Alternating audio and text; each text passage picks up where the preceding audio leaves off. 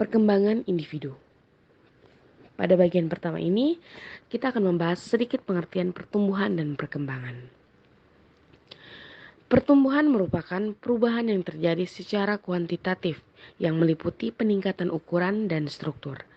Pertumbuhan adalah berkaitan dengan masalah perubahan dalam besar, jumlah, ukuran, atau dimensi tingkat sel organ maupun individu yang bisa diukur dengan berat, ukuran panjang, umur tulang, dan keseimbangan metabolik. Yang berikut, perkembangan. Perkembangan adalah pertambahan kemampuan atau skill dalam struktur dan fungsi tubuh yang lebih kompleks dalam pola teratur dan dapat diramalkan sebagai hasil proses pematangan. Dua prinsip-prinsip perkembangan. Manusia tidak pernah dalam keadaan statis. Sejak terjadi proses pembuahan hingga ajal tiba, manusia selalu berubah dan mengalami perubahan. Perubahan tersebut bisa menanjak, kemudian berada di puncak, kemudian mengalami kemunduran. Selama proses perkembangan seorang anak, ada beberapa ciri perubahan yang mencolok. Yang pertama, perubahan fisik. Perubahan fisik dalam hal ini adalah perubahan tinggi badan, berat badan, dan organ tubuh lainnya, misalnya otak, jantung, dan lain sebagainya. Yang berikut, perubahan proporsi. Misalnya, perubahan perbandingan antara kepala dan tubuh pada seorang anak. Yang kedua, perubahan mental. Perubahan mental dalam hal ini yang dimaksudkan adalah memori, penalaran, persepsi, emosi, sosial, dan imajinasi.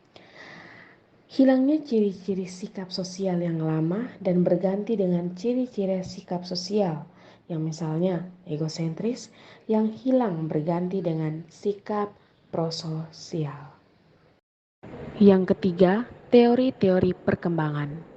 Menurut Klein, ada 14 teori perkembangan yang dikemukakan ahli psikologi perkembangan, yaitu yang pertama, environmentalisme. Teori environmentalisme menyatakan perkembangan ditentukan oleh lingkungan. Teori ini dikemukakan filsuf Inggris John Locke. John Locke mengakui kalau individu memiliki temperamen yang berbeda, namun secara keseluruhan lingkunganlah yang membentuk jiwa. Yang kedua, naturalisme. Teori naturalisme memandang anak berkembang dengan cara-caranya sendiri, melihat, berpikir, dan merasa. Alam seperti guru yang mendorong anak mengembangkan kemampuan berbeda-beda di tingkat pertumbuhan yang berbeda. Teori ini dikemukakan Jean-Jacques Rousseau dalam bukunya yang berjudul Emile. Yang ketiga, ontologis.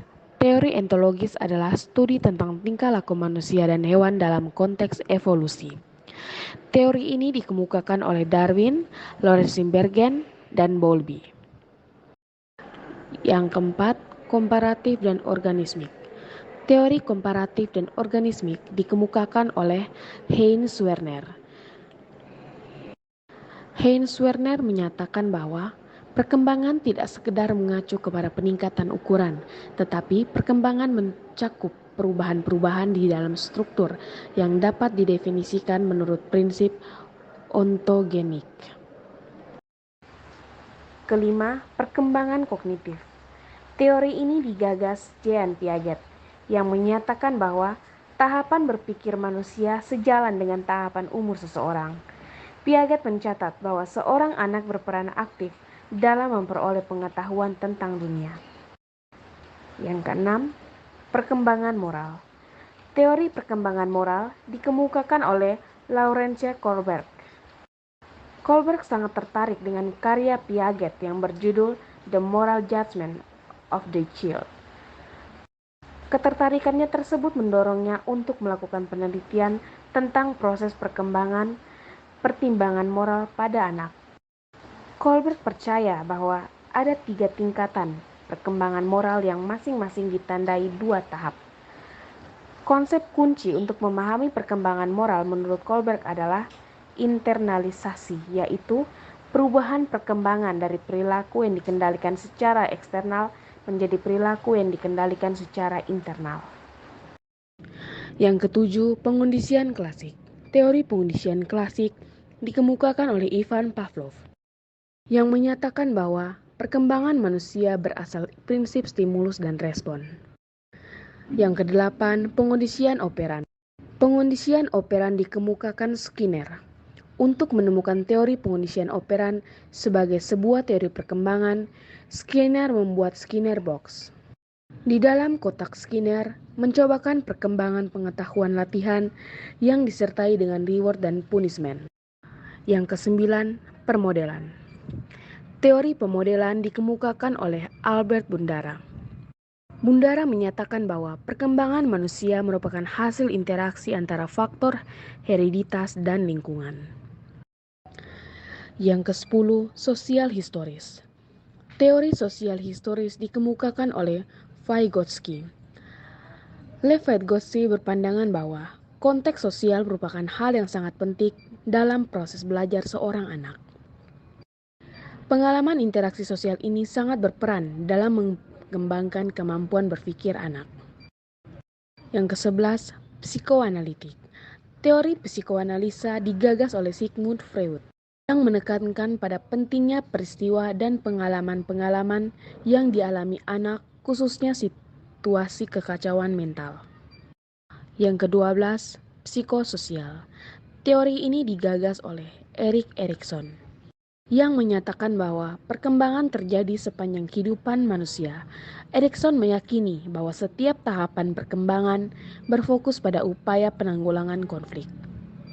Yang ke-13, perkembangan bahasa. Teori perkembangan bahasa digagas oleh Chomsky. Chomsky menyatakan bahwa kemampuan berbahasa adalah bawaan manusia yang tidak dimiliki makhluk lain. Kemampuan berbahasa telah dibawa manusia sejak lahir. Yang ke-14, humanistik. Penggagas aliran humanistik adalah Abraham Maslow. Menurut Maslow, pertumbuhan dan perkembangan manusia ditentukan oleh hakikat batin yang esensial dan biologis. Inti batin manusia mendorongnya untuk mencapai realisasian kemanusiaannya seutuhnya. Yang keempat, tahapan-tahapan perkembangan. 1. Tahap-tahap perkembangan manusia dalam pandangan psikolog. Tahap-tahap perkembangan manusia menurut para ahli psikolog berbeda-beda, tergantung pandangan mereka tentang teori perkembangan. Menurut Rousseau, membagi tahap perkembangan manusia menjadi 4 tahap, yaitu yang pertama, masa bayi, usia dari 0 sampai 2 tahun. Bayi mengalami dunia langsung lewat indranya. Mereka tidak mengetahui ide atau pemikiran apapun, mereka hanya merasakan panas, dingin, enak, atau sakit. Mereka menggunakan gramatika sendiri ketika berkomunikasi dengan orang dewasa. Yang kedua, masa kanak-kanak awal, usia 2 sampai 12 tahun. Masa ini dimulai ketika anak mulai memiliki independensi baru. Mereka sudah bisa berjalan, berbicara, makan sendiri, dan berlari ke sana kemari. Mereka masih melekat pada hal-hal yang konkret. Mereka belum mampu memahami hal-hal yang bersifat abstrak. Yang ketiga, masa kanak-kanak akhir. Usia 12 sampai 15 tahun.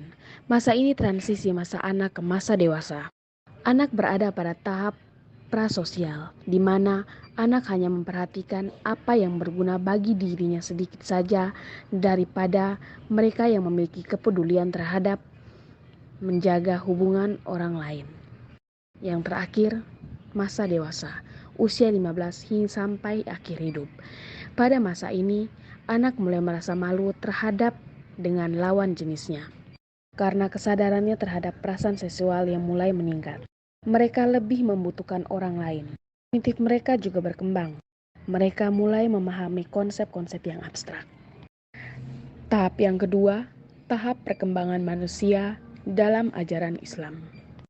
Islam membicarakan tahap perkembangan manusia dalam Al-Quran dan hadis-hadis Rasul. Penjelasan ini sejalan dengan teori ilmu pengetahuan yang menjelaskan bahwa manusia berasal dari sperma laki-laki bergabung dengan sel telur wanita yang membentuk sebuah sel tunggal, dan secara sangat cepat berkembang biak dengan membelah diri hingga akhirnya menjadi segumpal daging. Yahya menyatakan pertumbuhan janin hanya dapat dilihat oleh manusia dengan bantuan mikroskop. Zigot melekat pada dinding rahim seperti akar yang kokoh menancap di bumi. Yang kelima, faktor-faktor yang mempengaruhi perkembangan. Persoalan mengenai faktor-faktor apakah yang memungkinkan atau mempengaruhi perkembangan dijawab oleh para ahli dengan jawaban yang berbeda-beda. Para ahli yang beraliran nativisme berpendapat bahwa perkembangan individu semata-mata ditentukan oleh unsur pembawaan.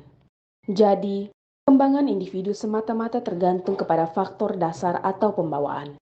Berbeda dengan aliran nativisme, para ahli yang mengikuti aliran empirisme atau disebut juga dengan aliran environmentalisme berpendapat bahwa perkembangan individu itu sepenuhnya ditentukan oleh faktor lingkungan atau pendidikan, sedangkan faktor dasar atau pembawaan tidak berpengaruh sama sekali. Aliran empirisme ini menjadikan faktor lingkungan atau pembawaan maha kuasa dalam menentukan perkembangan seorang individu. Menurut Hurlock, baik faktor kondisi internal maupun kondisi eksternal akan dapat mempengaruhi tempo atau kecepatan dan sifat atau kualitas perkembangan seseorang. Tetapi, sejauh mana pengaruh kedua faktor tersebut sukar untuk ditentukan, terlebih lagi untuk dibedakan mana yang penting dan mana yang kurang penting. Ada beberapa faktor-faktor yang berkaitan dengan perkembangan seseorang, yaitu yang pertama, inteligensi, yang kedua, seks, ketiga, kelenjar-kelenjar, keempat, kebangsaan, kelima, posisi dalam keluarga, keenam, makanan, ketujuh, luka dan penyakit, kedelapan, hawa dan sinar, yang kesembilan, kultur atau budaya. Itulah penjelasan tentang perkembangan individu. Semoga video ini bermanfaat dan thank you for watching.